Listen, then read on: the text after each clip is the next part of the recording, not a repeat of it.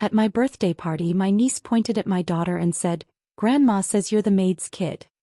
They all laughed like it was the punchline of a private joke. The cake's candles blurred into a circle of light and glass laughter. My daughter's fingers tightened around mine the way a small animal clamps to warmth, barely visible but fierce. I rose, almost automatically, the paper napkin crumpling in my palm, and left the room with her like we were carrying something fragile away from a burning house. "Hi everyone, my name is June Calloway. I keep my voice low because loudness here would only sound like begging." I held my daughter close in the hall while muffled chuckles rolled through the house like distant thunder. Her braids smelled like cake frosting and lemon soap. She looked up at me with the kind of trust that makes your chest ache with either a promise or a confession. I wanted to tell her everything would be different. Instead, I squeezed her hand and walked out into the October air, the party's light leaking behind us through the window like a lie. Dad's text arrived at midnight. "Make sure you send the utility payment tomorrow." He used the same casual punctuation he'd used for birthdays and small betrayals. I typed simply, "You will get what you deserve." The words hovered in the delivered bubble, polite and cold, like a letter folded before being lit. I didn't tell them what I'd been doing for months. I didn't tell them about the nights I'd sat at the kitchen table, fingerprinted in their history, making lists, account numbers, email logins, dates of phone payments, the exact day the HOA statement posted. I didn't tell them how I'd watched their pride stack itself into documents, into predictable patterns, into vulnerabilities that looked like gold to anyone who knew where to look. When I say, "You will get what you deserve," I mean there's a ledger now and the ledger knows when it's been neglected. I mean small things that look accidental. A scheduled autopay that never leaves its account, a flagged login that pauses access, quietly sent notices that land like paper knives on the kitchen table where they leave their mail. That night I sat on the steps of my car and let the engine cool, watching my daughter trace a crooked star in the fogged window with her fingertip. Her breath fogged and disappeared. Somewhere inside the house, someone opened a bottle of wine and laughed again. In the glove compartment was an envelope with tomorrow's proof. By sunrise I would have to be calm. By sunrise, the house would receive its first invoice with my handwriting tucked in the corner. By sunrise, what they'd called a joke would start to look like consequence. And I had learned long ago that consequences, when polite and patient, make the loudest kind of silence. The next morning, sunlight slid across my kitchen counter like it didn't know anything had changed. My daughter Lily sat at the table drawing a house with no doors. "Why no doors, sweetheart?" I asked. He shrugged. "Because nobody comes in." Her voice cracked the quiet more than any thunder could. I brewed coffee, trying not to think about the text from Dad sitting unanswered above mine. In our family, silence was rebellion. And this time, silence was all they were going to get. At 8 a.m. I drove Lily to school.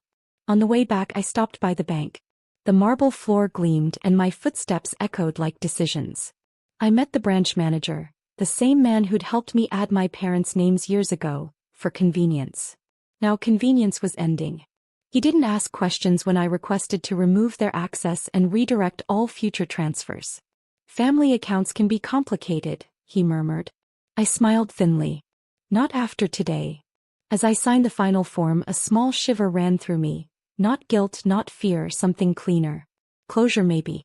By noon, Dad had texted again. "Payment still pending." "You forget." I typed back, "Check your own account." Minutes later, the typing bubbles appeared, disappeared, reappeared. Then nothing.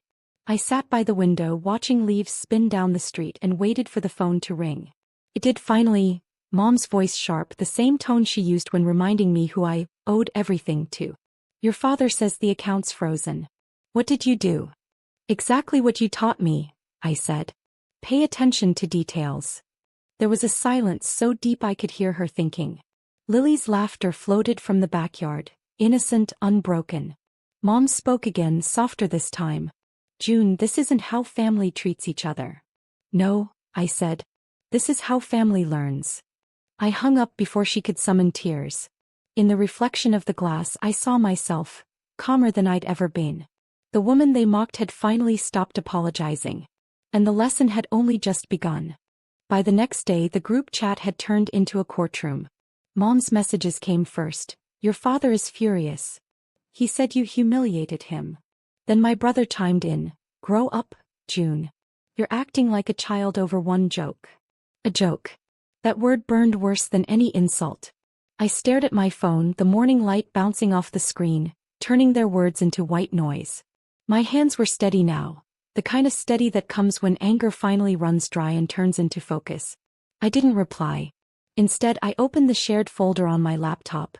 Years of scanned bills, property records, and trust fund documents that I'd quietly organized while everyone else assumed I was the emotional one. Every forgotten password, every late night help me log in call had built me a roadmap. Lily peeked into my office, holding a cup of milk like a peace offering. Are you mad at Grandpa? I looked at her, her eyes so much like mine before the world turned hard, and said, No, honey. I'm just finishing something. When she left, I made my first move. The joint property taxes? Marked under review. The automatic transfers for their mortgage? Cancelled. Even the trust payments they'd funneled through my name, temporarily suspended pending verification. By afternoon, my brother called. Dad says his payment to the bank bounced. What did you do? Maybe the system's finally fair, I said. He laughed bitterly. You're so dramatic. Maybe, I said. But drama usually comes after denial. There was a pause, the kind that smells like panic. I almost felt sorry for him. Almost. Outside, clouds began to gather, gray and low. Lily was in the yard again, collecting fallen leaves into neat little piles. She called them families. When the wind blew one apart, she simply started over. As dusk settled, my phone buzzed one more time. A message from Dad. We need to talk. In person. I typed back slowly, word by word. No need, Dad. The lesson's already started. Then I locked my phone, and, symbolically, the door to the past. That night, the house phone rang again. The landline, the one they'd kept for family emergencies. I almost laughed at the irony. I let it ring until the sound dissolved into silence. Then the voicemail light blinked red like a pulse. June, Dad's voice trembled. Your mother's crying. You've gone too far. You're punishing everyone for something a child said. Something a child said. The phrase hit like cold rain. My niece's little voice, Grandma says you're the maid's kid, echoed again in my mind. No, this wasn't about a child. It was about the adults who fed cruelty and called it humor.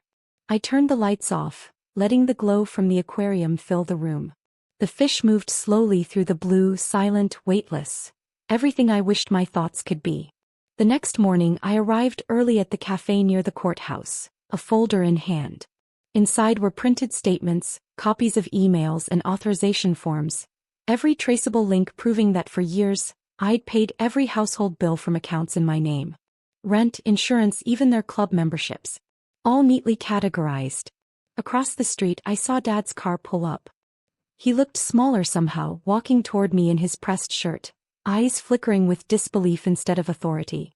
June, he started, sitting down without waiting for me to speak. Whatever this is, just stop. You're humiliating the family. I met his gaze. The family humiliated itself, Dad. I'm just done funding it. He reached for the folder. I slid it toward him slowly. Here's the total, I said. Every dollar I've paid since I was 18. He flipped through the pages, his jaw tightening. We raised you. I smiled softly. And I repaid you with interest. He looked at me for a long time, realizing maybe for the first time that I wasn't the quiet daughter anymore. When I stood to leave, he said, almost pleading, You can't erase blood. I paused at the door. No, I said, but I can stop bleeding. Outside, the air felt cleaner. For the first time, my steps didn't echo, they led somewhere. By morning, the family group chat was silent. Not one message, not even a forwarded prayer quote. That silence was louder than all their laughter at my birthday. I poured myself coffee, watching sunlight stretch across the counter where bills used to pile up. The house smelled like quiet, like lemon cleaner and distance. Lily sat nearby, building a puzzle of a garden. Will Grandma come over again? She asked. I hesitated, then said, Not for a while, sweetheart. That afternoon, I received a notice from the HOA. Apparently, my parents had forgotten to pay their dues for the last quarter. Dues that had always come from my automated payments. The balance, $2,300. I looked at the total, smiled faintly, and attached the printed ledger showing their own signatures. Accountability had a paper trail. When I arrived at the community office to file the transfer documents, the clerk recognized my name. "Oh, you're the daughter who manages all the accounts," she said with a sympathetic smile. "Your parents must trust you a lot." I let the irony sit there untouched. They used to. That evening, Dad finally broke the silence. A long text, paragraphs of half anger, half apology. "You've made your point, June. Family doesn't survive on money. We can talk about boundaries." Boundaries. A word they'd never used until money stopped flowing. I read it twice, then wrote back. "Boundaries exist where love ends and respect begins. You skipped both." Lily was asleep when I stepped out to the porch. The air smelled like rain and new beginnings. I sat there thinking about all the versions of myself that had stood in that same doorway. The dutiful daughter, the peacemaker, the one who sent transfers at midnight while crying quietly into a cup of cold coffee. Now I was someone else. Someone who'd stopped waiting for apologies that never came. Inside, the refrigerator hummed softly, like an old secret being kept. I closed my eyes and whispered to no one, "I don't need them to love me anymore. I just need peace." And peace finally was starting to answer back. 2 days later, my aunt called, the unofficial family messenger. Her tone was rehearsed, halfway between pity and persuasion. "June, sweetheart, your parents are embarrassed. Can't you just fix this quietly? People are starting to talk." People. That word again. For them, reputation was oxygen. For me, it had become smoke. I stood by the window, watching Lily chase the neighbor's cat through the yard, her laughter mixing with the soft rustle of the wind. "Tell them I'm done fixing things that were never broken by me," I said. Aunt sighed. "You're just like your mother when she was young, stubborn." "No," I said gently. "I'm what she would have been if someone had let her stop apologizing." When I hung up, I opened my laptop and typed the last message I ever planned to send to them. "Your accounts are now separate. I've removed my name from all linked finances. You're free, truly." I sat back, rereading the message. Free, that word felt foreign on my tongue. That night it rained for hours. I walked outside barefoot, the wet grass cold under my feet. The storm smelled like freedom, metallic electric cleansing. Inside, Lily was coloring on the living room floor. "Mommy, can we buy our own cake next time?" she asked softly. I kneeled beside her, brushing a curl off her forehead. "Yes, baby. And we'll invite people who don't laugh at us." She nodded, satisfied, and returned to her crayons. One drawing caught my eye. A house with 2 figures holding hands under a sky full of stars. No extra people. No empty doors. Somewhere deep inside me, something small unclenched. As I cleaned up the table, I noticed my phone light up again. Dad's name flashing across the screen. I didn't answer. Not out of anger this time, but because I didn't need to. The lesson was complete. And for the first time in years, the quiet in my home wasn't loneliness. It was peace wearing my name. By the weekend, the tension had spilled into the neighborhood. A neighbor from 3 houses down, Mrs. Patel, stopped me while I was watering the front yard. "Your parents were here earlier," she said softly. They looked lost. Lost. The word fit them perfectly. They had always been the center of every gathering, every whispered hierarchy, until the current shifted. Now they were the ones trying to hold on to a world that no longer existed. I thanked her, smiled faintly, and went back to trimming the small rose bush Lily and I had planted in spring. Its petals had survived the storm earlier in the week, fragile but determined. I guess that made us both the same. Later that day, I received an email from the bank confirming full closure of the joint account. The line that struck me most was bureaucratic but beautiful. Access privileges permanently revoked. I whispered the words out loud like a prayer. That evening, Mom showed up. She didn't knock, she never used to, but this time she hesitated at the door. Her eyes were puffy, her posture less sharp. She looked like a woman who'd finally been humbled by her own reflection. "I just wanted to see Lily," she said quietly. Lily ran to her, uncertain, then hugged her around the waist. Children don't hold grudges. They just absorb atmospheres. Mom sat on the couch, her hands trembling. "Your father's been quiet. He says you planned this for years." I looked at her. "I plan to protect myself. There's a difference." She nodded, eyes shining. "We didn't mean to make you feel like we were less." I finished. She swallowed hard. "Yes." Silence stretched between us, heavy but not violent. She glanced toward the kitchen where my framed invoice folder sat on the counter. You kept everything, she said. I had to, I replied. Because no one ever believed me. When she left, she didn't say goodbye. But as she reached the porch, she whispered almost to herself, I'm proud of you. And just like that, a door that had always been slammed, quietly finally opened. A week later, the air felt lighter, like the whole house had finally exhaled. The calls stopped. The texts stopped. Even the guilt had gone quiet.